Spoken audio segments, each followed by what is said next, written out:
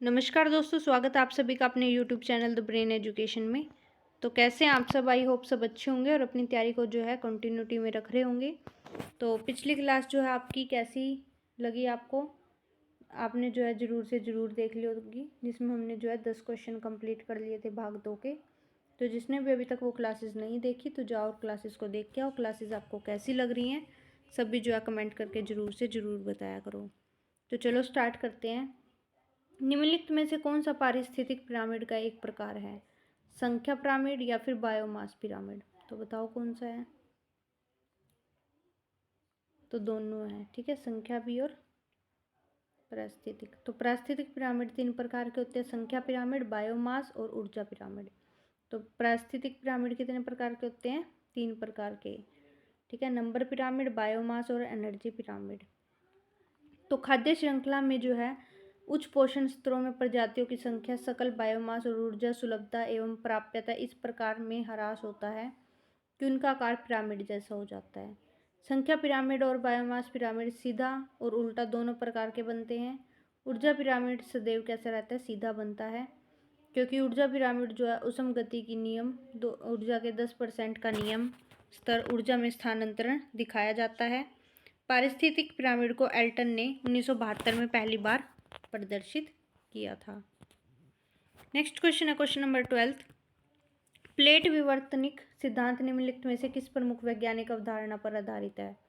महाद्वीपीय विस्थापन की अवधारणा या फिर समुद्र तल के प्रसारण की अवधारणा? तो किस पे आधारित है ये? दोनों पे ही है। प्लेट विवर्तनिक सिद्धांत के वैज्ञानिक अवधारणा के आधार पर महाद्वीपीय विस्थापन की संकल्पना और सागर नितल प्रसरण संकल्पना द्वारा प्रतिपादित किया जाता है। हैरी हेस के सागर तल प्रसरण सिद्धांत 1961 के बाद प्लेट विवर्तनिक सिद्धांत को प्रमुखता मिली और 1967 में मागन, मैंकेज और पार्कर जैसे वैज्ञानिक पूर्व के उपलब्ध विचारों को समन्वित कर प्लेट विवर्तनिक सिद्धांत का प्रतिपादन किया।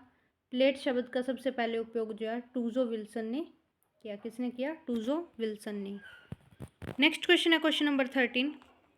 पृथ्वी के निम्नलिखित में से किस क्षेत्र को निम्न वेग का क्षेत्र कहा जाता है? किस क्षेत्र को निम्न वेग का क्षेत्र कहा जाता है? तो ऊपरी मेंटल को। किसको? ऊपरी पर। पृथ्वी के ऊपरी मेंटल में 100 से 200 किलोमीटर की गहराई में भूकंपीय लहरों की गति 7.8 किलोमीटर पर हो जाती है, जिसमें निम्न गति का मंडल कहा जाता है।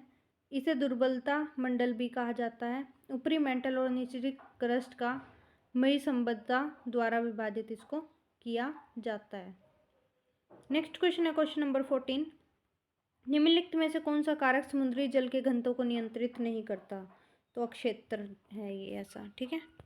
समुद्री जल के घनत्व को तापमान, दबाव और लवणता द्वारा नियंत्रित किया जाता है, ना कि अक्षेत्र द्वारा। तापमानीय सागर जल के घनत्व का महत्वपूर्ण नियंत्रक कारक है।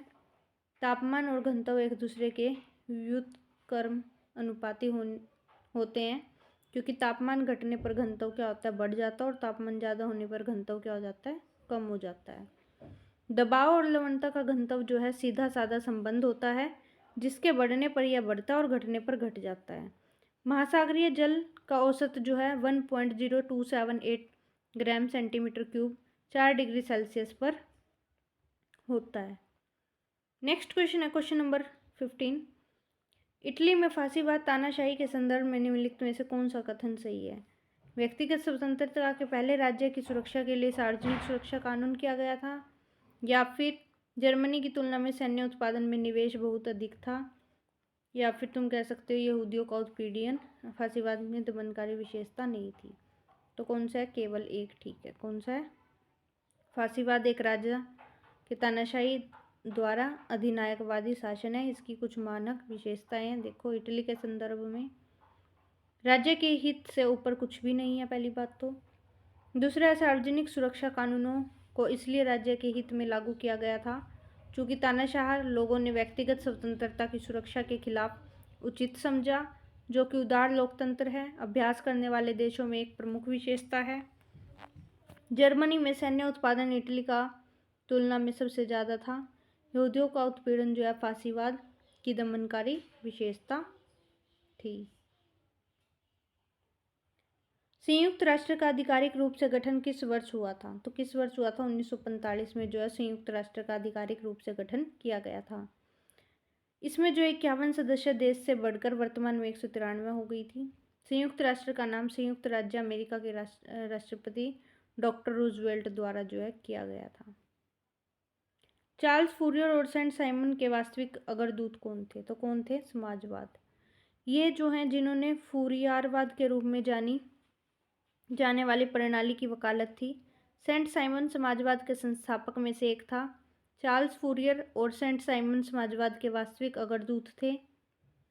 यूरोपियन समाजवाद वह शब्द है जिसका इस्तेमाल पहला आधुनिक समाजवाद का वर्णन करने के लिए किया जाता था।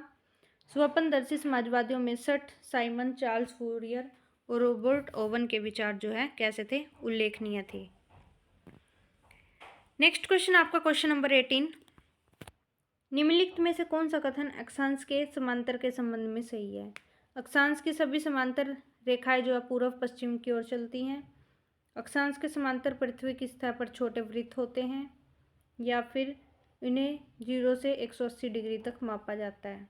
तो कौन सा ठीक है? तो ये तीनों ही ठीक है, सॉरी फर्स्ट और सेकंड ठीक है। सभी अक्षांश रेखाएं जो है समांतर पूर्व से पश्चिम की ओर चलती हैं। हाँ जी बिल्कुल, पूर्व से लेके पश्चिम की ओर चलेगी। ठीक है। यह विषुवत वृत्त के उत्तर या दक्षिण में स्थित किसी बिंदु के कोणीय दूरी की डिग्री, मिनट और सेकंड को व्यक्त करता है, जो पृथ्वी की सतह पर 0 से 90 डिग्री अक्षांश की ओर क्रमशः छोटे वृत्त बनाता है, और अक्षांश 0 से 90 डिग्री अक्षांश उत्तरी और दक्षिणी अक्षांश के रूप में जो है इसको व्यक्त किया गया है। नेक्स्ट क्वेश्चन है, किसी पदार्थ के द्रव्यमान के एक स्थान से दूसरे स्थान पर जाने की ऊष्मा ऊर्जा का स्थानांतरण क्या कहलाता है? तो क्या कहलाता है? संवहन। संवहन कहलाता है। इसमें जो है संवहन की प्रक्रिया सामान्यतः तरल पदार्थ या गैसों में भी प्रभावित हो सकती है। विकिरण से उष्णता प्राप्त करने के बाद धरातल गर्म होने लगता है, जिस कारण उसके संपर्क में आने वाली वायु गर्म होकर क्या होती है? ऊपर उठती है और फैलकर कैसी हो जाती है? हल्की हो जाती है। इसके विपरीत ऊपर स्थित वायु अपेक्षाकृत ठंडी होने के कारण भारी होने से नीचे उतरता है और सिकुड़कर भारी होती है, और धरातलीय तापमान से गर्म होती है, और जो पुनः हल्की होकर फिर ऊपर उठती है। इस तरह संवहन संचरण होता है और ऊष्मा का स्थानांतरण होते रहने के वायुमंडल ऊंचाई तक गर्म रहता है। नेक्स्ट एंड लास्ट क्वेश्चन आज की क्लास का ही आपका, लाभ के स्रोत के रूप में निजी संपत्ति के खिलाफ कौन थे? समाजवादी या फिर व्यवसायी? तो कौन थे? सिर्फ समाजवादी। कौन थे? समाजवादी। तो समाजवादी एक जो है सामाजिक और आर्थिक सिद्धांत है जो संपत्ति और प्राकृतिक संसाधनों के निजी स्वामित्व की बजाय सार्वजनिक स्वामित्व पर जोर देता है, और समाजवादी लाभ के स्रोत के रूप में निजी संपत्ति के खिलाफ थे। समाजवाद के अनुसार कोई भी जो लाभ है सभी का समान रूप से दिया जा सकता है। तो आज की क्लास जो आपकी यहीं तक थी। तो आपको कैसी लगी सभी को क्लास? सभी लाइक शेयर कमेंट करके ज़रूर से ज़रूर बताना। नेक्स्ट क्लास में जो है हम भाग 3 स्टार्ट करेंगे, उसके भी ऐसे ही हम 10-10 क्वेश्चन करके करेंगे। तो सभी जो अपना सपोर्ट ऐसे ही बनाए रखें। अगर किसी को भी कोई डाउट होता है तो अपना जो है कमेंट में ज़रूर से ज़रूर बताया करें। Thank you to all.